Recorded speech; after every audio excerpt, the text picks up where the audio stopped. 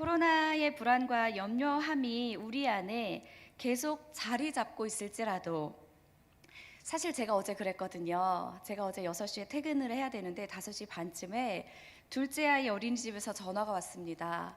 어머님, 어린이집 원생이 확진이 되었어요. 지금 아이가 빨리 가서 검사를 받아야 할 것 같습니다. 5시 반에 제가 연락을 받았는데요. 막 검색을 해보니까 보건소가 다 6시에 문을 닫더라고요. 자가진단 키트가 나오면서 보건소랑 선별진료소의 검사 시간이 6시로 다 단축이 되었던 겁니다. 음성 확인서가 나오지 않으면 아이니는 등원을 할 수 없습니다, 어머님. 그래서 제가 여쭤봤죠. 저희 아이가 밀접 접촉자인가요? 그랬더니 아니, 밀접 접촉자는 아닌데 아이들이 교실은 다르지만 거실, 그러니까 유희실, 뭐 이렇게 강당 같은 데서 모여 있다가 접할 수도 있습니다.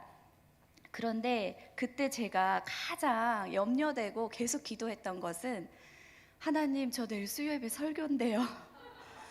저 내일 설교입니다. 계속 정말 주님, 저 내일 설교입니다. 아이는 음성이 나올 것을 확신을 했지만 아이를 어린이집에 음성 확인서가 없으면 보낼 수 없기 때문에 그러면 어떻게 해야 되죠? 제가 아이를 데리고 와야 되나? 어떻게 해야 되지? 혹여나 음성이 아니고 다른 반응이 나오면 어떡하지? 염려들이 됐습니다.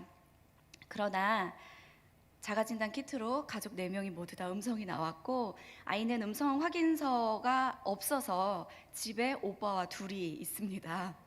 그리고 저는 이렇게 강단에 서서 하나님의 말씀을 선포합니다.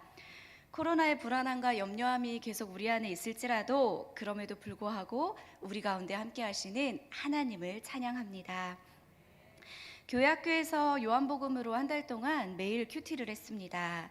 그리고 지금 묵상하는 일상을 진행하면서 요한복음을 가지고 하고 있지요.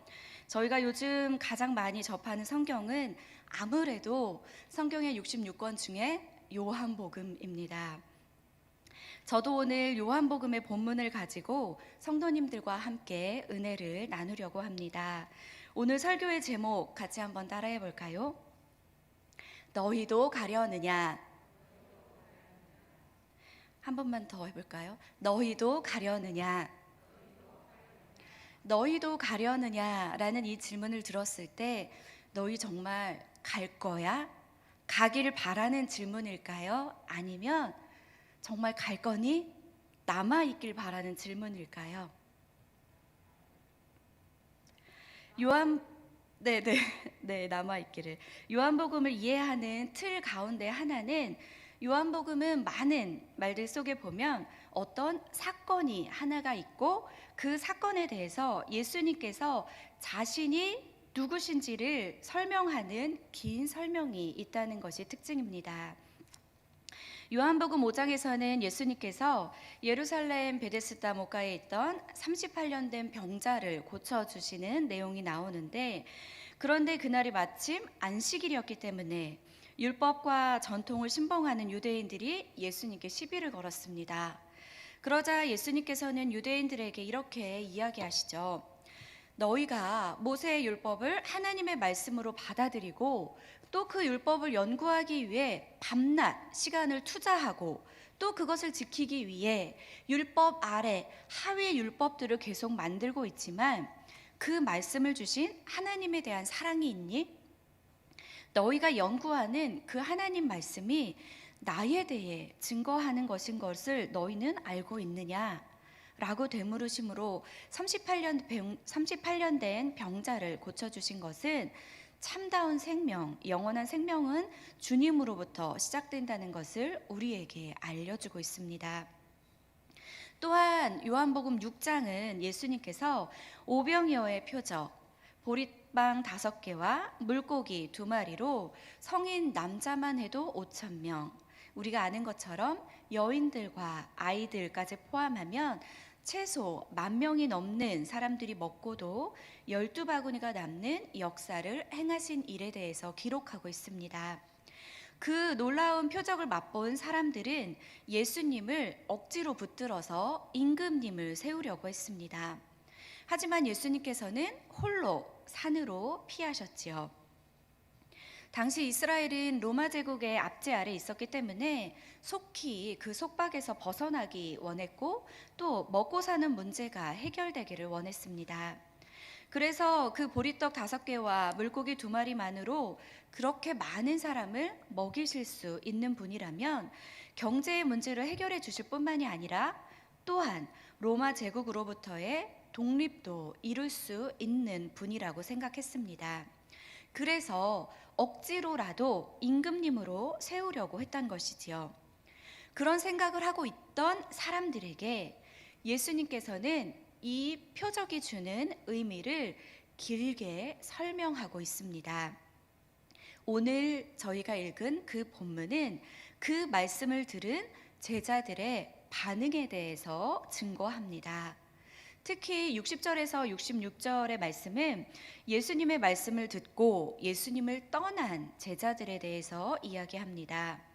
또한 오늘 본문은 긴 6장의 결론이자 예수님의 공생애 동안의 결론이기도 합니다. 말씀을 한 절씩 살펴보면서 하나님의 은혜를 나누도록 하겠습니다. 먼저 60절입니다. 우리 60절만 한번 같이 읽어보도록 하겠습니다. 60절입니다. 시작. 제자 중 여럿이 듣고 말하되 이 말씀은 어렵도다. 누가 들을 수 있느냐 한데. 아멘.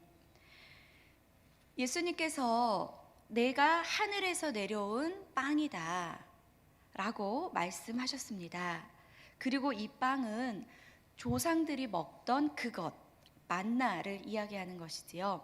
그것과 같지 않기에 이 빵을 또는 떡을 먹고 사는 사람은 영원히 살 것이다 라고 말씀하셨습니다.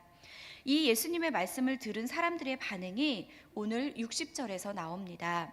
제자 중에 여럿이 듣고 말하되 이 말씀은 어렵도다. 누가 들을 수 있느냐 이렇게 이야기하고 있습니다. 이 말씀이 어렵다라고 하는 이 어렵다 말에는 2가지의 의미가 있습니다. 첫 번째는 이해하기 어렵다는 것입니다. 나는 그 말을 이해할 수가 없어. 다시 말하면 아니 빵 5개, 물고기 2마리로 우리에게 잘 먹여놓고 갑자기 생명의 빵은 무엇이고 죽지 않고 영원히 산다는 말은 무슨 말이지? 도무지 이해할 수가 없어 라는 뜻입니다. 또 2번째는 그렇게 살기는 어렵겠다라는 뜻입니다. 이 말씀이 어렵도다 이 말의 뜻이 그렇게 살기는 어렵다라는 뜻인데요. 제자들은 이렇게 반응한 것입니다. 우리에게 잘 먹여준 것은 좋은데 만약 우리에게 먹고 사는 문제를 해결해 줄 수 없는 분이라면 우리는 당신을 따르기가 힘들겠습니다. 물질적인 것이 해결되지 않는데 영원한 것이 무슨 의미가 있겠습니까? 영원을 따라 사는 것은 어렵습니다. 라는 것을 의미하는 것입니다. 지금 여기에서 말씀하고 있는 이 사람들의 반응은 첫 번째 얘기보다 후자, 이 말씀을 따라 사는 것이 어렵다라는 것을 이야기하는 것이지요. 말씀이 무슨 뜻인지 어렵다라는 것이 아니라 그 말씀대로 살기가 어렵겠다라는 것을 이야기합니다. 예수님께서는 61절을 보면 이렇게 말씀하십니다. 예수께서 스스로 제자들이 이 말씀에 대하여 수군거리는 줄 아시고 이르시되 이 말씀이 너희에게 걸림이 되느냐? 내가 지금 한 말이 너희에게 걸림이 되느냐? 라고 물어보십니다. 걸림이 되느냐라는 것은 이 말씀이 너희에게 화나게 하느냐? 이 말씀이 너희를 넘어지게 하느냐라는 의미가 됩니다. 걸림이 되다라는 말이 헬라어로 스칸달리조라는 말인데 여기서 나온 영어 단어가 스캔들이라는 말입니다.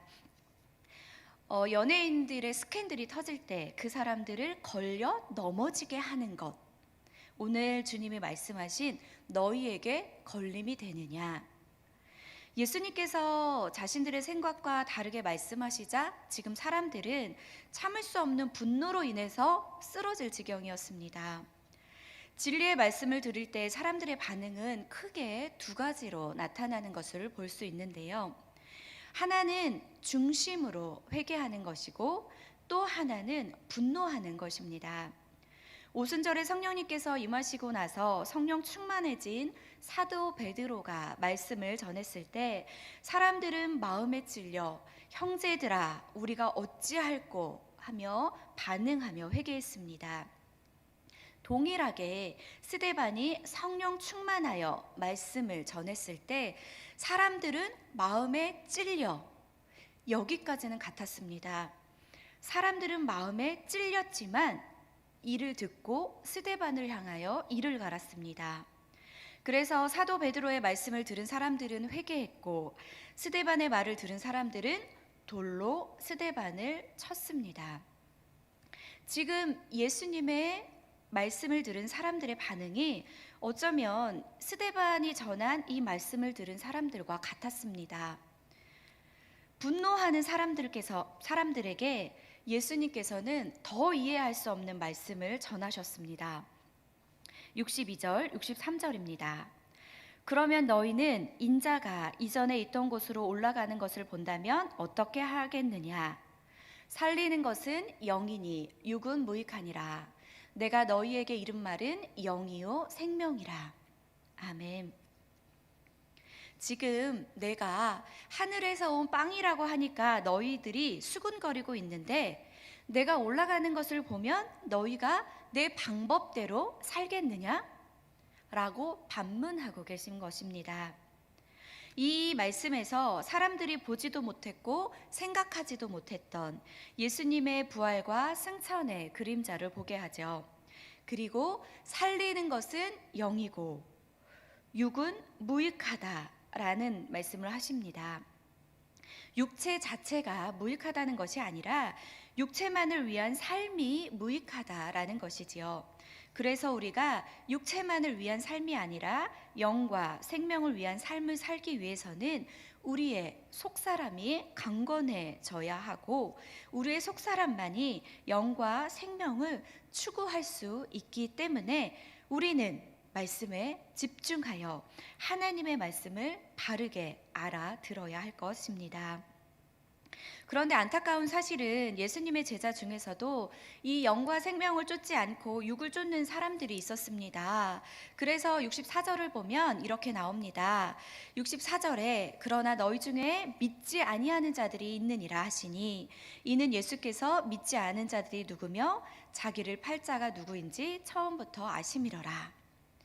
우리가 아는 것처럼 여기에 나오는 이 믿지 아니하는 자, 자기를 팔 자가 누구죠? 가룟 유다. 가룟 유다는 예수님의 제자였지만 처음부터 예수님을 믿지 않았습니다. 또한 그 사실을 예수님께서 모르실 리가 없었지요. 예수님께서는 유다가 육을 위한 삶에서 영과 생명을 위한 삶으로 돌이키기를 기다리고 계셨던 것입니다. 66절의 말씀입니다. 우리 66절의 말씀은 같이 한번 읽어볼게요. 66절입니다. 시작. 그때부터 그의 제자 중에서 많은 사람이 떠나가고 다시 그와 함께 다니지 아니하더라. 말씀을 잘 보면은 예수님께서 사람들이 영과 생명을 쫓는 삶을 살기를 바랐지만 아예 주님을 떠나는 사람들이 많았음을 증거하는데 예수님을 떠난 그 사람들이 그때부터 그의 제자 중에서 떠난 사람들도 제자라고 말씀하고 있습니다. 예수님께서 보리떡 5개, 물고기 2마리로 여인과 아이들을 포함하여 최소 10,000명이 넘는 사람들을 그렇게 먹이고도 12바구니가 넘는 표적을 행하셨습니다. 그 일을 경험한 사람들이 예수님을 왕으로 세우려고도 하였고 또 가버나움까지도 따라왔습니다. 예수님께서는 회당에서 그 사람들에게 하나님 아버지의 뜻과 영원한 생명에 대해서 가르쳐 주셨습니다. 그 말씀이 끝나자마자 그들은 예수님을 버리고 말았습니다. 많은 사람이 떠나가고 제자라고 칭했던 많은 사람이 물러가고 처음부터 예수님을 따랐던 제자들만 지금 남아 있습니다. 12 제자만 남아있는 그 상황에서 예수님께서 오늘 이렇게 말씀하시는 것입니다. 67절입니다. 오늘 설교 말씀의 제목이기도 한데요. 67절의 말씀 한번 읽어보겠습니다. 시작. 예수께서 12 제자에게 이르시되 너희도 가려느냐. 예수께서 12 제자에게도 물어보십니다. 너희도 가려느냐? 이 본문의 말씀을 나로 적용해서 한 번만 다시 읽어보겠습니다. 예수께서 나에게 이르시되 너희도 가려느냐? 이 말씀에는 제자라고 칭했던 많은 사람들이 물러가고 난 후에 예수님께 느껴지는 깊은 고독감 느껴지십니까? 혹시 예수님의 슬픔이 느껴지십니까? 예수님이 활기차게 아주 씩씩하게 많은 사람들이 다 떠나가고 12만 앉아있는 제자들 앞에서 너희도 갈 거야? 너희도 가려느냐? 이렇게 물어보셨을까요? 너희도 가려느냐? 어떠한 심정으로 물어보셨을까요? 다른 사람들도 모두 떠나가는데 너희도 가려느냐? 예수님께서 이 질문을 하실 때 제자들이 가기를 바라셨을까요? 남기를 바라셨을까요? 어쩌면 매우 낙심한 것처럼 질문을 하셨는지도 모르겠습니다. 그러나 동시에 우리는 그 질문 속에서 지금 예수님께서 우리가 가기를 바라지 않다는 것을 깨달을 수 있습니다. 그 질문 속에서 새로운 기대와 희망이 담겨져 있는 것을 발견할 수 있습니다. 너희는 나와 함께 바로 설 수 있지 않겠니? 너희는 내 말을 바르게 깨달을 수 있지 않겠느냐? 나는 너희와 함께 하나님 나라를 새롭게 세워가고 싶다. 많은 사람들이 먹을 것, 육신의 것을 보고 갔지만 너희는 영의 것을 보고 나와 함께 있지 않겠느냐? 너희도 가려느냐? 질문하고 계시는 것이죠. 이 질문에 제자들의 대표격인 베드로가 이렇게 대답합니다. 오늘 본문 68절, 69절입니다. 68절, 69절의 말씀을 한 번만 더 같이 읽어보겠습니다. 시작. 시몬 베드로가 대답하되 주여 영생의 말씀이 주께 있사오니 우리가 누구에게로 가오리이까? 우리가 주는 하나님의 거룩하신 자이신 줄 믿고 알았사옵나이다. 아멘. 자, 말씀을 자세히 한번 보겠습니다. 베드로가 제가 누구에게 가오리까? 저는 주님이 하나님의 거룩하신 줄 믿고 알았습니다. 라고 말하지 않았습니다. 저는 제가 이렇게 말하지 않고 베드로는 뭐라고 대답했지요? 우리가 누구에게로 가오리까? 우리가 주는 하나님의 거룩하신 자인 줄 믿고 알았습니다. 이렇게 대답하고 있습니다. 이 말은 지금 베드로가 대답했지만 다른 제자들도 똑같은 믿음의 신앙으로 답했다는 것이지요. 하나님께서 우리를 불러주신 방법은 참으로 다양합니다. 어떤 사람들은 믿음의 부모님이나 자녀나 배우자를 통해 불러주셨고, 어떤 사람들은 질병을 통해서 불러주시기도 합니다. 또 어떤 사람들은 경제적인 문제로 부르시기도 하고, 또 어떤 사람들은 어떤 문제를 가지고 나오기도 합니다. 그러나 우리 모두가 주님 앞에 있는 것은 그 문제 또는 그 상황 또는 누구 때문이 아니라 영생의 말씀이어야 하고 주님을 힘으로 여기기 위함이어야 합니다. 만약 우리가 주님 앞에 나온 것이 믿음의 부모님 때문에, 자녀 때문에, 배우자 때문에, 질병 때문에, 경제 때문에, 문제 때문이라면 보리떡이나 물고기에 집착해서 예수님을 떠난 사람들처럼 우리도 그 다른 것 때문에 언젠가는 주님을 떠나버리고 말 것이기 때문입니다. 우리가 이곳에 있는 이유는 육신의 적인 것이 아니라 영과 생명의 말씀인 하나님 때문임을 고백하실 수 있는 성도님들이 되시기를 바랍니다. 또 한 가지 마음에 새겨야 할 것은 베드로가 고백할 때에 우리가 주는 하나님의 거룩하신 자이신 줄 믿고 알았습니다. 이렇게 고백한 부분입니다. 베드로가 알고 믿은 것이 아니라 믿고 알았다라는 것이지요. 이때만 해도 베드로가 주님을 향한 온전한 믿음이 있었던 것은 아닙니다. 그렇다고 주님을 제대로 아는 것도 사실 더더욱 아니었습니다. 이 고백 이후에도 베드로는 믿음이 없다고 꾸중도 많이 들었고, 또 예수님께서 빌라도 법정에서 재판을 받을 때 사람들 앞에서 자신은 예수님을 모른다고 부인하기도 했었지요. 뿐만 아니라 부활하신 예수님을 뵙고 난 후에도 옛 생활로 다시 돌아가 갈릴리 호수에서 물고기를 잡으려고 했던 자가 바로 이 베드로입니다. 그럼에도 불구하고 요한복음을 적은 저자 사도 요한이 이렇게 베드로의 고백을 기록한 것은 이 요한복음이 기록될 때에 베드로는 이미 순교의 피를 흘린 뒤였습니다. 그러니까 요한은 주님께서 베드로를 이 믿음대로 성숙시켜 주신 것을 알고 이 글을 쓴 것이지요. 우리도 마찬가지입니다. 비록 우리의 믿음이 지금 보잘것없는 것 같아 보인다 할지라도 우리가 주님 안에 있는 한 하나님께서 우리의 믿음을 성숙시켜 주실 것을 믿는다면 우리도 소망을 가지고 살아갈 수 있습니다. 또한 베드로가 지금 이렇게 고백할 수 있었던 근거는 예수님의 말씀에서 찾아볼 수 있는데요. 제가 65절을 읽어보겠습니다. 또 이르시되 그러므로 전에 너희에게 말하기를 내 아버지께서 오게 하여 주지 아니하시면 누구든지 내게 올 수 없다 하였노라 하시니라. 아멘. 베드로가 또렷하게 아는 사실은 자신이 예수님을 따르게 된 것은 자신의 총명함이나 분별력 때문이 아니라 하나님 아버지께서 하나님의 방법으로 선택하여 주시고 불러주시며 구원해 주신 은총 때문이라는 것입니다. 그래서 영생의 말씀이 주께 있사오니 우리가 누구에게 가오리까? 라고 고백할 수 있었던 것이지요. 오늘 본문은 70절, 71절 이렇게 마무리를 합니다. 이 말씀의 마무리는 베드로와 대조되는 한 사람이지요.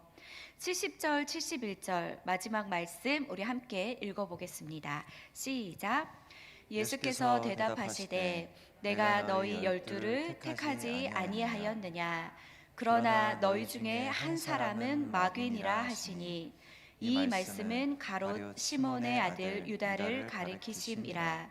그는 12 중에 하나로 예수를 팔 자러라. 아멘. 가롯 유다는 많은 제자가 예수님을 떠나갈 때에 자신은 떠나가지 않았다고 할지라도 그 자리에 있었다 할지라도 그의 마음이 예수님을 향해 있었던 것은 아니었습니다. 알고 있는 것처럼 이후에도 가롯 유다는 1년 동안 예수님과 함께 다녔습니다. 그러나 그는 끝까지 자기의 길로 갔습니다. 요한이 요한복음의 끝에 가롯 유다가 예수님을 팔았다고 기록해도 되지만 여기에서부터 기록해 놓은 것은 예수님께서 회개할 기회를 주셨지만 유다는 끝까지 자기의 욕망을 버리지 않더라라는 것을 강조하고 있는 것이지요. 어쩌면 이것도 우리도 마찬가지가 아닐까 생각해 봅니다. 우리의 몸이 교회에 주님 앞에 와 있다라고 할지라도 주님의 말씀에 순종하지 않고 자신의 방법, 자신의 욕망과 세속적인 가치관을 고집하게 되면 우리도 가롯 유다가 될 수 있는 것입니다. 제가 대학교를 졸업하고 속초에서 사역을 할 때에 기독교 동아리 간사를 잠깐 한 적이 있었습니다. 그때도 신천지가 참으로 많이 이렇게 나올 때였는데 2000년 초반에 속초라는 땅에 신천지가 처음 들어왔습니다. 제가 섬기는 교회는 속초에서 그래도 제법 큰 교회에 속해 있었는데 기독교 동아리가 있으면서 그 동아리 친구들이 저희 교회에 와서 같이 예배를 드리고 했는데 그 동아리의 리더 되는 아이가 학교에서도 기독교 동아리 리더, 그리고 교회 와서도 솔선수범으로 너무나 잘 섬기는 남자 형제였습니다. 그런데 신천지가 이제 막 들어오기 시작하면서 기독교 동아리 안에서도 조심하게 되고 살피게 되는데, 어느 날 우연히 그 학생이 신천지와 연관이 있다는 것을 알게 되었습니다. 대표 간사님께서는 증거가 있기 전에는 어떻게 할 수 없으니까 뒤를 한번 우리가 쫓아가 보자 해서 그 청년의 뒤를 따라가 봤는데, 신천지 모임이라고 하는 그 건물에 드나들고 또 따로 누군가를 만나고 이런 장면들을 포착하고 나서 저희가 그 학생을 불렀습니다. 우리가 이렇게 해서 너가 드나들고 만나고 이러는 것을 다 봤다. 너는 지금 뭘 하고 있는 거니? 그랬더니 그 학생은 거짓말, 처음에는 무조건 아니다. 그런데 저희가 가는 것과 그 건물에 있는 것과 모든 것을 다 밝히고 나니까 그 아이는 동아리에서도 대표 리더였고 교회에서도 교사도 섬기고 그리고 굉장히 열심히 하던 청년이었습니다. 그런데 알고 나니까, 저희가 증거를 다 내밀고 나니까 갑자기 그 청년이 정말 무섭게 바뀌더라고요. 목사님, 전도사님, 대표들에게 나쁜 말, 욕을 하면서 자기는 바른 말씀을 듣고 있다. 자기는 바른 곳에서 행하고 있다. 이곳이 지금 잘못된 거다. 지금 여기를 변화시켜야 된다. 라면서 우리 안에 있는 청년들을 포섭하기 시작하고 꼬시기 시작하더라고요. 그 청년은 교회 참 열심히 나왔습니다. 모든 예배 다 열심히 나오고 교사도 열심히 섬겼습니다. 겉으로 보기에 정말 부족할 것 하나도 없는 너무나 괜찮은 청년이었습니다. 그런데 그 마음의 중심이 거기 있지 않으니까 육신적인, 지금 제자들이 예수님을 그렇게 열심히 따라다녔습니다.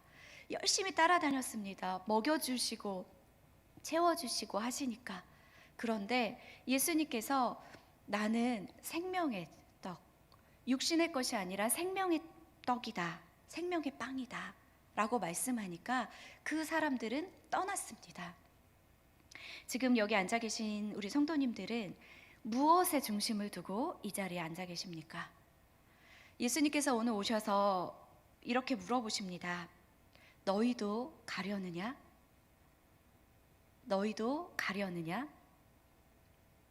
예수님께서 이렇게 말씀하실 때에 우리의 신앙의 중심을 다시 한번 잘 생각해 보셨으면 좋겠습니다. 말씀을 정리하겠습니다. 이 자리에 앉아 계시는 우리 성도님들 축복합니다. 특별히 2022년 목자로 섬기시는 분들 더더욱 축복합니다. 내 뜻과 내 생각과 맞지 않을 때에 그 자리를 떠난 사람들이 많이 있지만, 그럼에도 불구하고 주님과 함께 할 때 주님이 우리의 힘이 되고 소망이 되는 줄 믿습니다. 오늘 하루도 우리 앞에는 두 갈래 길이 있습니다. 그것은 베드로의 길과 가룟 유다의 길입니다. 이것은 자신을 낮추었던 세리의 길과 자신을 높였던 바리새인 길과 같습니다. 베드로와 가룟 유다는 둘 다 부족한 사람이었고 죄인이었습니다. 그렇지만 한 사람은 주님을 따라 영원한 생명의 길로 갔고, 또 한 사람은 재물과 자신의 욕망을 쫓아 영원한 형벌의 길로 갔습니다. 육신의 떡만을 바라보고 육신의 떡만을 쫓았던 사람들은 떠났지만, 영생의 떡, 생명의 떡을 바라본 제자들은 떠나지 않았습니다. 예수님을 떠나지 않으면 소망이 있습니다. 예수님을 떠나지 않는 길이 사는 길입니다. 오늘 하루, 이번 한 달, 올 한 해 우리 평생의 삶이 예수님을 떠나지 않으며 영원한 생명의 길을 걷기 위하여 늘 하나님과 동행하고 영원한 하나님의 말씀에 순종하는 날들이 되시기를 축복합니다.